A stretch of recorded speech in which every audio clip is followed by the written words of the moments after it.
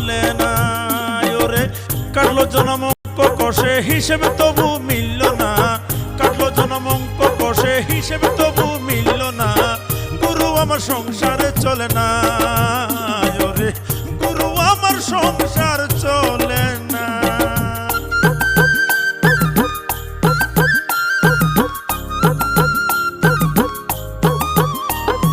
জামা দে না গায়ে ছিঁড়ে যাওয়ার ভয়, জুতো জোড়াও দে না পায়ে হয়ে যাবে ক্ষয়। ছাতাখানা যদি মেলে ধরতাম রোদ বৃষ্টি হলে, দুদিনেও টিকতো না তো কেউ তো বুঝে না। গুরু আমার সংসার চলে না, গুরু গুরু আমার সংসার চলে না।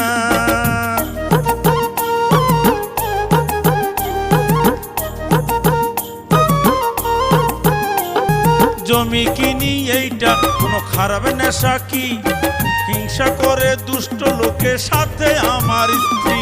জমি কিনি এইটা কোনো খারাপ নেশা কি, আরে হিংসা করে দুষ্ট লোকের সাথে আমার স্ত্রী।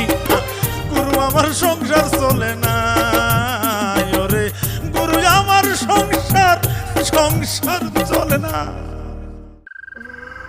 ওরে আল্লাহ রে, হারাধনের সামনে আমি যারা খাড়া হবো কেমন করে রে বউ?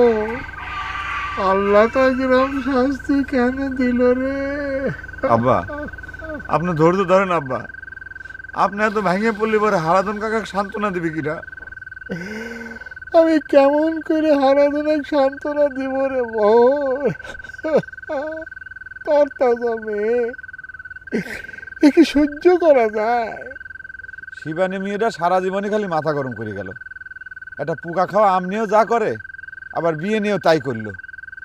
একটা বিয়াদব মেয়ে কারে, তোর মনে যদি এতই দুঃখ থাকবি, তোর দুই চোখ যেদিক যায় তুই চলে যা, নালি পারে তুই আমাকে বাড়ি চলে আয়। তোর বিষ খায় মরা লাগবি কারে? অসুবিধা কি?